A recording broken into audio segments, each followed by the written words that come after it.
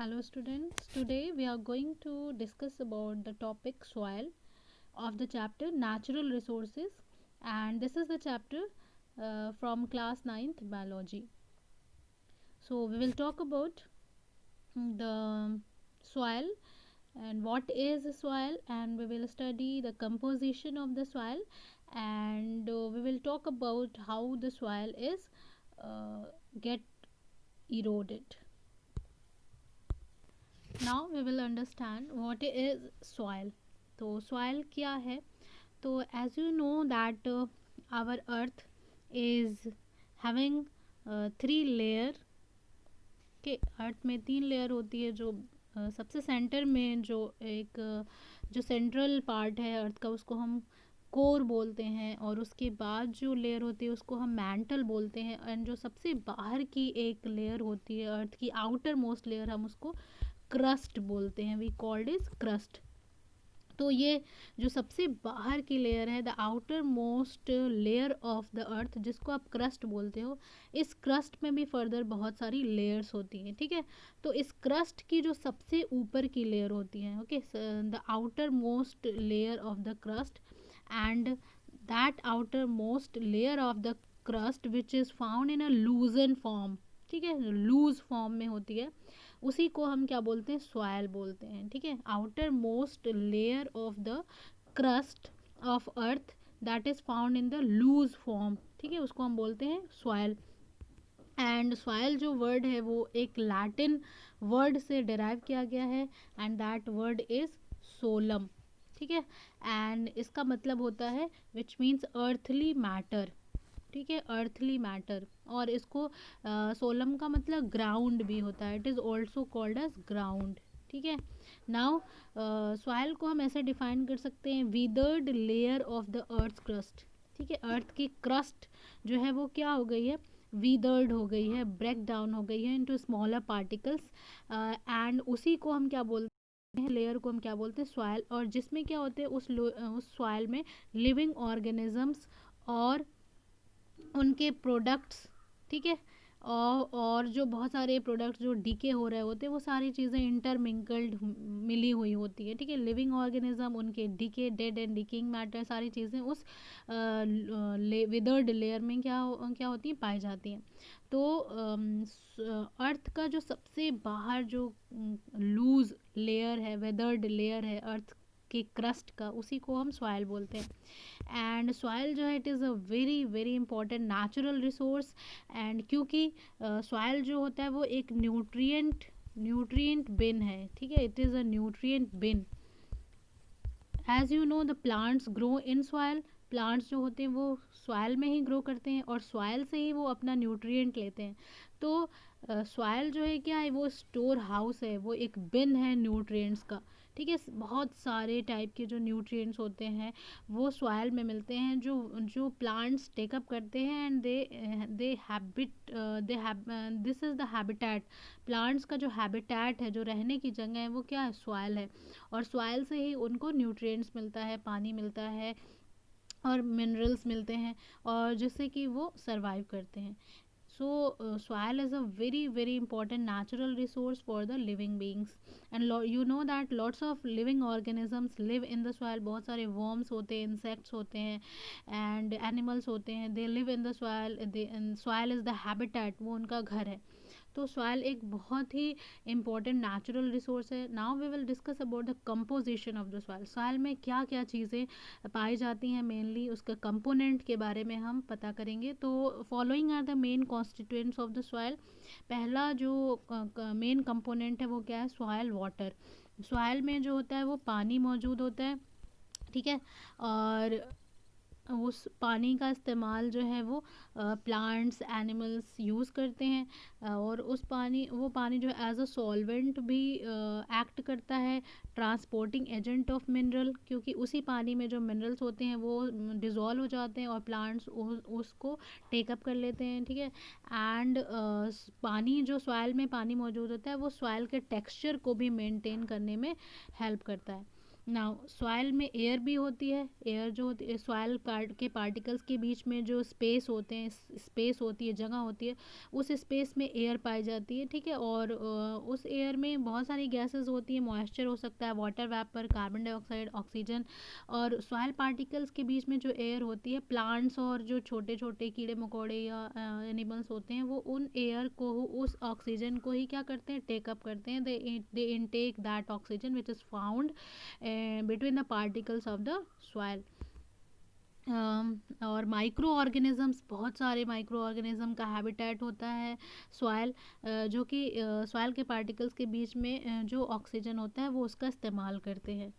Now minerals present होते हैं soil में। The soil contains mineral, and mineral जो है वो सॉइल में कहाँ से आ जाता है, आपको पता है कि सॉइल जो है वो रॉक्स के विदरिंग की वजह से बनती है। रॉक्स जो होते हैं वो विदर्ड होते हैं, छोटे छोटे पार्टिकल्स में टूट जाते हैं because of so many reasons. And जो ये रॉक में जो मिनरल्स होते हैं वही क्या होते हैं, सॉइल में मिक्स हो जाते हैं, ठीक है। तो रॉक से ही मिनरल जो होता है वो सॉइल में आ जाता है। एंड ये मिनरल्स बहुत इंपॉर्टेंट होते हैं for the plants take up that mineral via water and grow. Now another very important component of the soil is organic matter, ठीक है। ये बहुत ज़रूरी है सॉइल में होना। ऑर्गेनिक मैटर नहीं होने से क्या होती है, सॉइल जो होती है बैरन हो जाती है और उसमें प्लांट्स जो है वो सरवाइव नहीं कर पाते हैं। तो ऑर्गेनिक मैटर जो होते हैं वो कहाँ से आते हैं, वो आते हैं डिकम्पोजिशन और DK of vegetable matter, animal, micro organism, ठीक है। जो भी लिविंग ऑर्गेनिजम्स होते हैं लाइक प्लांट्स हो गए, एनिमल्स हो गए, माइक्रो ऑर्गेनिज्म, उनके डिकम्पोजिशन और डीके से जो है क्या होता है, ऑर्गेनिक मैटर जो है वो प्रोड्यूस होता है और सॉइल में मिक्स हो जाता है। And these organic matter are very very important for the growth of the plants, okay. And in organic matter को हम क्या बोलते हैं, ह्यूमस बोलते हैं। We call it humus. जब एनिमल्स एंड प्लांट्स के जो रिमेन्स होते हैं वो सॉइल में मिक्स हो जाते हैं तो उनको हम क्या बोलते हैं, ह्यूमस, ठीक है। तो ह्यूमस क्या है, humus is very beneficial because it is having the organic matter and that will be used by the plants for the growth. Now this is about the composition of the soil. Now we will talk about the formation of the soil. तो as you know soil जो है वो rock से बन रही होती है, rock से बनती है, ठीक है। कैसे बनती है, तो soil का जो process है formation of soil, उसको आप क्या बोलते हो, उसको आप बोलते हो withering, ठीक है। soil is formed by withering or disintegration of parent rock by some physical, chemical and biological agents, ठीक है। पेरेंट रॉक्स हैं हर जगह, जो है आपके, आप जानते हो कि अर्थ के सरफेस पे रॉक्स हैं। तो ये जो रॉक्स हैं इनको हम, जिससे सॉइल बनेगी उसको हम पेरेंट रॉक बोलेंगे। और ये रॉक्स क्या होते हैं, ये धीरे धीरे काफ़ी सारी कारणों से, काफ़ी सारे रीज़न से क्या हो जाते हैं, डिसइंटीग्रेट होने लगते हैं, टूटने लगते हैं, ठीक है। They start to break into small particles. उसी उसी से जो है सॉइल बनती है और इस प्रोसेस को हम क्या बोलते हैं, विदरिंग बोलते हैं, ठीक है, विदरिंग। और इन रॉक्स को तोड़ने के लिए बहुत सारे एजेंट्स हैं, जैसे कुछ को हमने फिज़िकल में रखा है, कुछ को केमिकल में, कुछ को बायोलॉजिकल में।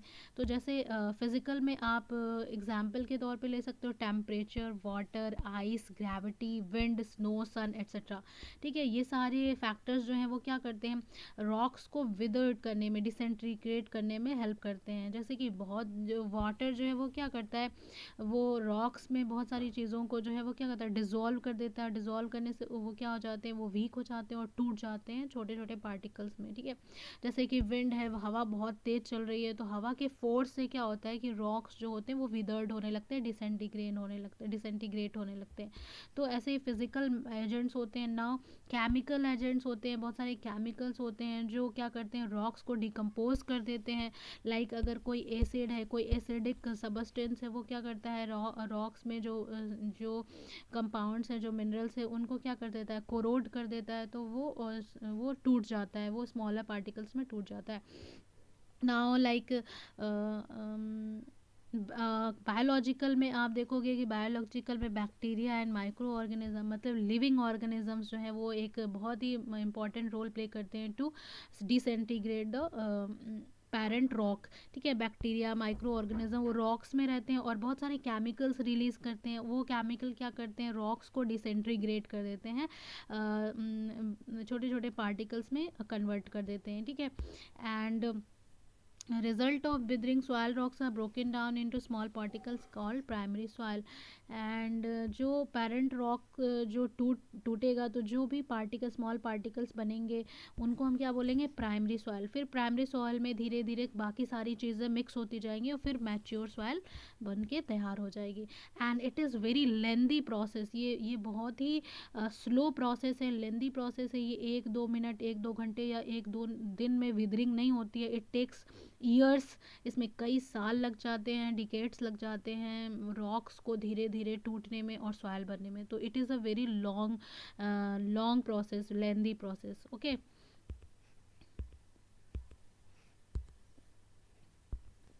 Now we will talk about soil erosion. तो सॉइल इरोजन क्या होता है, तो जैसा कि आप जानते हो कि सॉइल में भी बहुत सारी लेयर्स होती हैं, ठीक है। और जो टॉप मोस्ट लेयर होती है, सॉइल की जो टॉप मोस्ट लेयर होती है वो क्या होती है, that is suitable for the growth of the plants and for the habitat of living organisms, ठीक है। जो टॉप मोस्ट लेयर होती है वो क्या होती है, बहुत ज़्यादा सुटेबल होती है प्लांट्स के ग्रो करने के लिए, क्योंकि उसमें बहुत सारे मिनरल्स, न्यूट्रिएंट्स, ह्यूमस होता है। तो जब ये आउटर मोस्ट लेयर जो होती है वो क्या हो जाती है, रिमूव हो जाती है फ्रॉम दैट प्लेस, तो उसी removal of top layer of soil को आप क्या बोलते हो, soil erosion. And that is very harmful process. ये प्रोसेस बिल्कुल भी यूज़फुल नहीं है, ये एक हार्मफुल प्रोसेस है, क्योंकि टॉप मोस्ट फर्टाइल लेयर है जिसमें प्लांट्स ग्रो करेंगे या माइक्रो ऑर्गेनिजम्स रहेंगे, वो जो लेयर है वो वहाँ से क्या हो गई, रिमूव हो गई। तो वहाँ से रिमूव होने का मतलब क्या हुआ कि उसमें जो न्यूट्रिएंट्स होंगे, जो मिनरल्स होंगे, जो वाटर होगा, जो ह्यूमस होगा, वो भी तो रिमूव हो जाएगा। तो ये यहाँ की जो ज़मीन होगी, इट विल बिकम बैरन। ये क्या हो जाएगी, यूज़लेस हो जाएगी, उसमें प्लांट्स ग्रो नहीं कर पाएंगे, उसमें ऑर्गेनिजम्स नहीं रह पाएंगे। तो इस प्रोसेस को जो हम क्या बोलते हैं, सॉइल इरोजन बोलते हैं। This is harmful for the environment, for the nature. तो how can you define that, the removal of the top layer of the soil by the wind and rainfall. और ये रिमूवल क्यों हो रहा है, specially it is done because of the force of wind and rainfall, ठीक है। जब हवा बह रही होती है तो उसके फोर्स की वजह से क्या होता है, जो टॉप मोस्ट लेयर होती है वो उड़कर कहीं और चली जाती है, स्प्रेड आउट हो जाती है, ठीक है। पानी बह रहा होता है तो पानी के फोर्स से, फोर्स ऑफ वाटर से क्या होता है कि वहाँ की टॉप मोस्ट लेयर जो होती है पानी के साथ बहकर कहीं और चली जाती है, रिमूव हो जाती है। तो इससे क्या होता है, जो टॉप मोस्ट लेयर है, जो 50 to 20 सेंटीमीटर की टॉप मोस्ट लेयर है, वो वहाँ से रिमूव हो गई। इससे क्या हुआ कि वहाँ का जो प्लेस था, उस प्लेस पे जो है वो फर्टिलिटी ख़त्म हो जाएगी, उस प्लेस की फर्टिलिटी ख़त्म हो जाएगी और वहाँ पे प्लांट्स जो है बिल्कुल भी ग्रो नहीं कर पाएंगे, ठीक है। तो सॉइल इरोजन के भी बहुत सारे एजेंट्स होते हैं, जैसे आपने यहाँ पे पढ़ा wind and rainfall, wind, force of wind and force of rainfall causes removal of the topmost fertile layer of the soil। और भी बहुत सारे एजेंट्स होते हैं, जैसे कि लैंड स्लाइड हो गया, ठीक है, डिफॉरेस्टेशन हो गया, ओवर ग्रेजिंग होगा। Further we will study about the reason of soil erosion. अभी हम लोग पढ़ेंगे water erodes soil chiefly in 3 ways, ठीक है। पानी जो है, हम पानी के बारे में पढ़ेंगे। Soil is remove by rainfall as well as by the surface flow of water, ठीक है। जब पानी बरसता है, व्हेन द रेनफॉल अकर्स, तो उसमें, उस रेनफॉल में फोर्स होता है, या फिर ज़मीन पे पानी अगर बह रहा है तो उसमें भी फोर्स होता है। तो जो फोर्स होता है उनके फ्लो में, वो क्या करता है, सॉइल को अपने साथ बहा ले जाता है, रिमूव कर देता है, ठीक है। तो उसको, ये जो पानी से सॉइल इरोजन होता है, दिस इज़ वेरी कॉमन, ये बहुत कॉमन है और ये 3 तरीके का हो सकता है। It can be of 3 types, ठीक है। तो देखिए पहला क्या है, the first one is sheet erosion, ठीक है। शीट इरोजन में क्या होता है कि जो सॉइल के सरफेस से पानी जो है ऐसे बह रहा है, ठीक है। तो वो क्या करता है, वो ऊपर से बहते हुए क्या करता है, सॉइल के ऊपर की जो थिन कवरिंग होती है वो क्या करता है, अपने साथ बहा ले जाता है। जैसे कि बहुत लार्ज एरिया में पानी जो है वो क्या हो रहा है, सॉइल के सरफेस पे ऐसे बह रहा है, तो ये बहते बहते क्या क्या करेगा, साथ थोड़ी थोड़ी मिट्टी भी क्या करता जाएगा, अपने साथ लेते जाएगा। तो वो शीट के फॉर्म में लेकर जाएगा। थिन जो लेयर होगी वो सॉइल की, उसको रिमूव करेगा अपने साथ, क्योंकि पानी धीरे धीरे सरफेस पे मूव कर रहा है और अपने साथ साथ थिन जो है वो लेयर सॉइल की अपने साथ बहा ले जा रहा है। इसीलिए इसको हम शीट इरोजन कहते हैं। क्या बोलते हैं? Sheet erosion. शीट के फॉर्म में जो है वो सॉइल की लेयर जो है वो रिमूव हो रही है। सेकेंड टाइप जो है वो क्या है? Reel erosion. ठीक है, रील इरोजन में क्या होता है कि जब जो है पानी बहता है, तो जब पानी बह रहा होता है तो इतनी जब वो और बहुत तेज़ी से इट फ्लोज रैपिडली, देन क्या होता है, it cut stream like structure in the soil. तो जैसे नदी बहती है, जैसे स्ट्रीम्स होती हैं, छोटी छोटी स्ट्रीम्स होती हैं, नालियाँ होती हैं, ठीक है, ऐसे टाइप में ये सॉइल को अपने साथ बहा ले जाते हैं। तो उसको हम रील इरोजन बोलते हैं। ठीक है, एक तीसरा होता है गली इरोजन। गली इरोजन में क्या होता है, stream of water carries with it the upper soft layer of the soil forming channel of water called gullies. ठीक है, इसमें क्या होता है कि जो वाटर है वो अपने साथ सॉइल को बहा ले जाता है, और सॉफ्ट जो सॉइल की सॉफ्ट ऊपर की लेयर होती है उसको अपने साथ ले जाता है और चैनल बना देता है, जैसे नहरें होती हैं, जस्ट लाइक दैट। तो उसको हम गली इरोजन बोलते हैं। ठीक है, तो this is about the types of erosion caused by the water.